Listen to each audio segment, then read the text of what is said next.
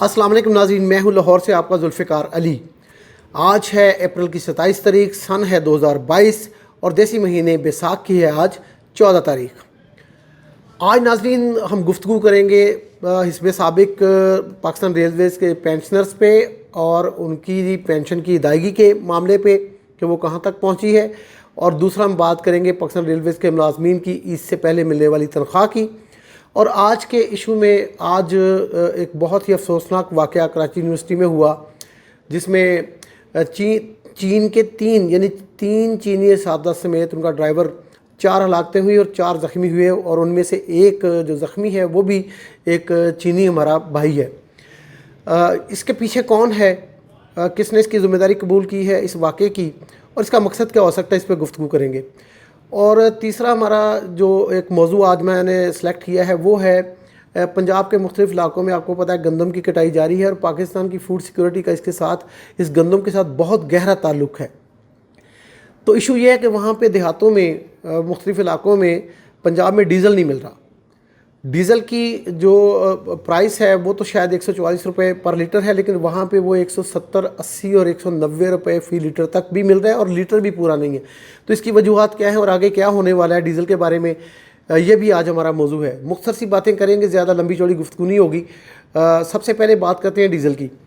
तो डीज़ल का जो मैंने आपको बताया है ये इशू हुकूमत पाकिस्तान जो कहती है, उगरा कहती है oil and gas regulatory authority, उनके कल सीनियर एग्जीक्यूटिव डायरेक्टर ने चारों सूबाई सेक्रेटरीज़ को और आज़ाद कश्मीर की हुकूमत को और चीफ़ कमिश्नर इस्लामाबाद को 5-6 खतूत लिखे, और उन्होंने कहा कि पाकिस्तान में डीज़ल की कतन कोई किल्लत नहीं है, और चूँकि हार्वेस्टिंग का सीज़न जारी है जिसकी वजह से लोग इस पैनिक का शिकार हो गए हैं कि शायद डीज़ल नहीं मिलेगा, और इस दौड़ में लोगों ने डीज़ल को ज़ख़ीरा करना शुरू कर दिया। और ख़ास तौर पे लोगों ने नहीं शुरू कर दिया, ज़्यादा ख़रीदारी शुरू नहीं की है, बल्कि जो पेट्रोल पंप्स हैं उनके मालकान भी जो है होर्डिंग कर रहे हैं।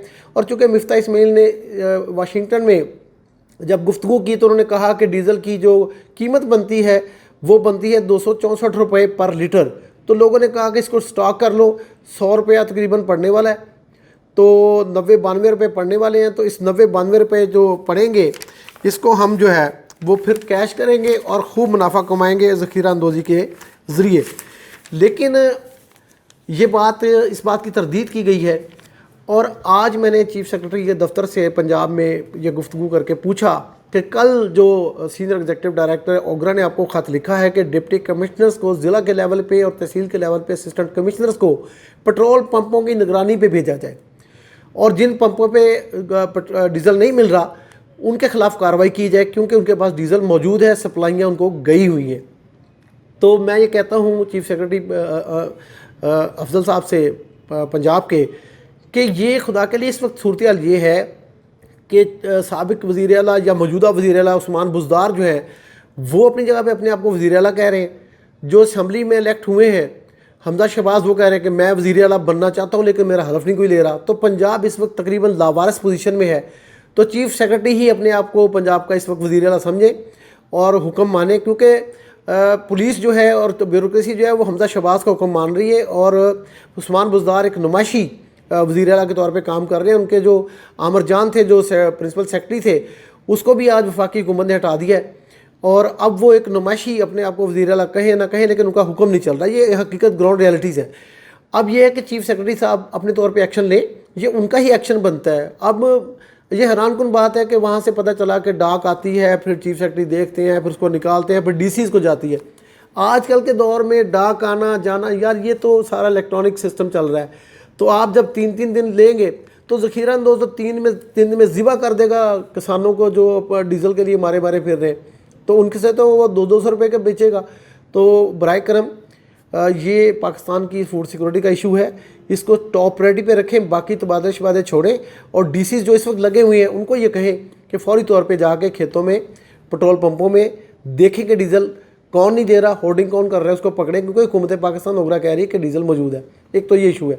दूसरा इशू है कि आज जो अफसोसनाक वाक़या वहाँ पे हुआ कराची यूनिवर्सिटी में, उसके बारे में कुछ तहकीक आई है। उस तहकीक ये कह रही है कि इस पे जो ज़िम्मेदारी कबूल करने वाला BLA का सेक्शन है मजीद ब्रिगेड, بلوچستان لبریشن آرمی جو ہے اس کا ایک سیکشن ہے جس کو مجید بریگیڈ کہتے ہیں. یہ مجید بریگیڈ دراصل میں آپ کو یہ بتانا چاہتا ہوں یہ ہے کون. 1975 میں جب ذوالفقار علی بھٹو وزیر اعظم تھے تو وہ کوئٹہ میں ایک جلسہ سے خطاب کرنے گئے تو وہاں پہ ایک شخص کے پاس سے جو ہینڈ گرنیڈ تھا وہ پھٹ گیا اور وہ بندہ وہیں پہ مر گیا. اس کا نام تھا مجید. اور یہ مجید جو ہے وہ اس وقت بھی بلوچستان لبریشن آرگنائزیشن کے ساتھ بلوچستان اسٹوڈنٹ فیڈریشن کے ساتھ تھا. تو ان کو پتہ چلا کہ یہ ذوالفقار علی بھٹو پہ حملہ کرنا چاہتا تھا. اس کے بعد اس کی کہ جو ہے وہ ہلاکت کے بعد اس کا ایک چھوٹا بھائی پیدا ہوا. اس کا نام بھی اس کی والدین نے مجید رکھا. وہ بھی جو تھا وہ بلوچستان اسٹوڈنٹ آرگنائزیشن میں تھا. اس کا بھی بعد میں ایک انکاؤنٹر میں ایک دہشت گردانہ کارروائی کے دوران جو ہے وہ سیکورٹی فورسز سے انکاؤنٹر میں وہ بھی ہلاک ہوا. اب 2011 میں ایک استاد اسلم اچھو نام کے شخص نے ایک فدائین کی یعنی ان کے مطابق فدائین کی لیکن خودکش بمباروں کی ایک ٹیم بنائی اور اس کا نام رکھا مجید بریگیڈ ان دونوں بھائیوں کے نام پہ جو حملوں میں ملوث تھے سیکورٹی فورسز پہ. اس مجید بریگیڈ نے 2011 کے بننے کے بعد جو حالیہ کارروائیاں کی ہیں دراصل یہ سب کے سب یہ بریگیڈ جو حملے کر رہا ہے وہ چائنیز پہ کر رہا ہے, چینیوں پہ اوپر حملہ کر رہا ہے. اس نے میں آپ کو تھوڑی سی ڈیٹیل بتا دوں کہ انہوں نے 2018 میں چاگی میں چینیوں کی ایک جو بس تھی اس کے اوپر حملہ کیا اور اس میں 3 چینی انجینئرز جو چاگی میں کام کر رہے تھے وہ اس میں شہید ہوئے اور ایک چینی زخمی بھی ہوا. اس کے بعد اس مجید بریگیڈ نے 2019 میں گوادر میں جہاں سی پیک کا بہت کام ہو رہا ہے جہاں چینی بہت بڑی تعداد میں رہتے ہیں پی سی گوادر پہ حملہ کیا. وہاں پہ بھی اس نے 5 لوگوں کو شہید کیا.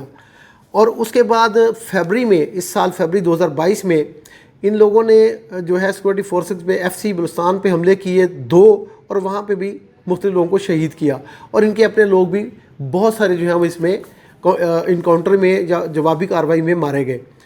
اب یہ مجید بریگیڈ جو ہے یہ ثابت ہو گیا ہے کہ یہ اصل میں چینیوں پہ حملے اس لیے کر رہا ہے کہ چائنا پاکستان اکنامک کوریڈور کا جو پروجیکٹ ہے یہ اس کا مخالف ہے اور اس کو روکنا چاہتا ہے.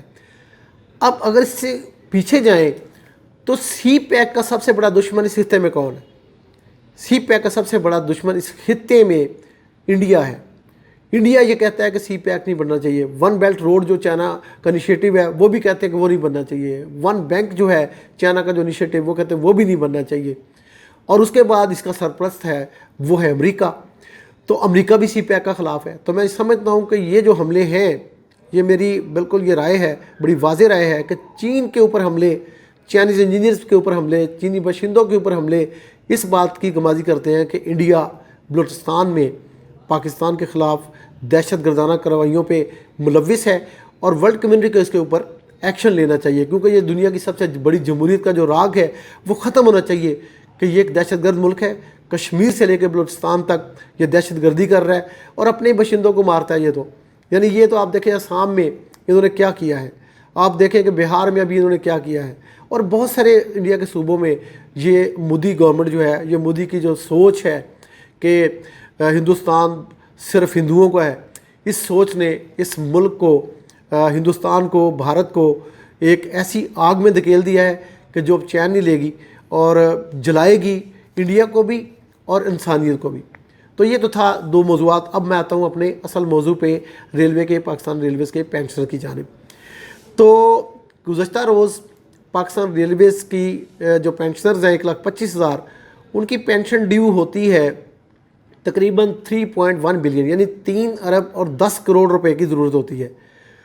تو آج بینکوں کو 3 ارب اور 75 کروڑ روپے کے چیک جو ہیں وہ چلے جائیں گے اور کوشش یہ کریں گے کہ ہم بینکوں سے رابطہ کر کے, میں خود کوشش کروں گا اور میں نے جو آپ کو پچھلے ویلاگ میں بتایا تھا کہ میرا رابطہ ہوا ہے وہاں پہ اسٹیٹ بینک میں کنزیومر پروٹیکشن ڈپارٹمنٹ سے, تو آج ان سے بھی گزارش کریں گے کہ بینکوں کی مانیٹرنگ کریں. تو مجھے بڑی قوی امید ہے کہ انشاءاللہ خاص طور پہ نیشنل بینک سے کافی توقعات ہوتی ہیں کیونکہ وہ قومی بینک ہے تو وہ اس کی کوئی لالچ نہیں ہے کہ وہ پیسوں کو رکھے اور پھر اس سے بزنس کرے. تو میرا خیال ہے کہ رات 12 بجے تک آج جو ہے وہ ہمارے بہت سارے پینشنرز کو جو اے ٹی ایم سے پینشن لیتے ہیں ان کو پینشن مل جائے گی. اور باقیوں کو جو ہے وہ کل سے شروع ہو جائے گی، لیکن میرے خیال میں 30 تاریخ تک، پہلی تاریخ تک جو ہے وہ تمام پینشنرز جو ہے وہ اپنی پینشن حاصل کر سکیں گے، اور جو 25 کروڑ روپے باقی بچتے ہیں وہ کوشش کریں گے کہ آج ہی 2 بجے تک جو ہے اس کے چیک ریلیز کرا کے متعلقہ بینکوں کو بھیج دیے جائیں اور وہ ان کو مل جائے۔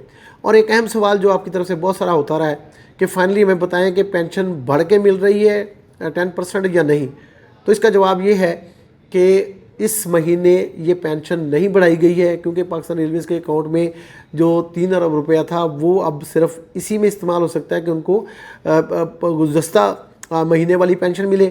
لیکن یہ وعدہ کیا گیا ہے، مجھے یقین دہانی کرائی گئی ہے وزارت ریلوے کی جانب سے، خاص طور پہ سی او صاحب کی جانب سے، کہ ہم انشاءاللہ اگلے مہینے جو پینشن دیں گے وہ 2، یعنی ایک انکریز اس مہینے کی اور ایک انکریز اگلے مہینے کی، تو یہ ملا کے 20% بنے گا۔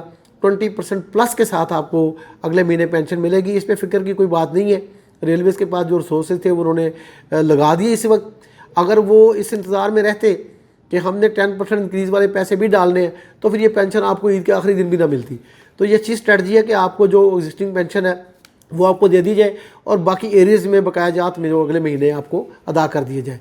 ایک تو یہ، دوسرا یہ کہ جو تنخواہ والے لوگ ہیں ان کی تنخواہ جن کو عید کے بعد 10 دن کے اندر سیلری ان کی ڈیو ہوتی ہے، اس کا یہ فیصلہ میں نے پچھلے ویلاگ میں بتایا تھا کہ ہو گیا کہ ان کو پینشن عید سے پہلے دی جائے گی۔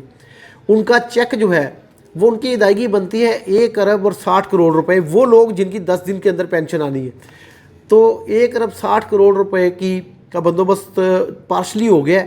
اس کا پہلا چیک جو ہے وہ کل جو ہے، یعنی کل آپ سمجھیے 28 تاریخ کو بینکوں کو چلا جائے گا، اور وہاں پہ جن جن کی سیلری ڈیو ہو گئی ہے ان ڈویژنوں میں پیسے چلے جا چکے ہوں گے، تو ان کو پھر یہ پیسے ملنا شروع ہو جائیں گے، اور اس سے پہلے جو ہے وہ یہ تنخواہ بھی ان لوگوں کو مل جائے گی۔ اب جو ان کی انکریز کا مسئلہ ہے وہ تو آپ کو پتہ ہی ہے کہ انکریز جو ہے پینڈنگ ہوئی ہے، اگلی بجٹ تک، بجٹ کے بعد انکریز ہوگی۔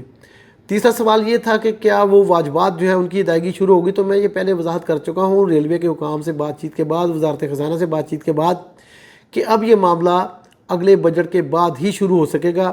فی الحال اگلے 2 مہینے میں مجھے یہ توقع نہیں ہے کہ بقایا جات جو تقریباً 12 ارب 70 کروڑ روپے کے بنتے ہیں وزیر اعظم کے اسسٹنس پیکج کے اور ریلوے ملازمین کے، ریٹائرڈ ملازمین کی جو بقایا جات ہیں ان کے کوئی مل سکے۔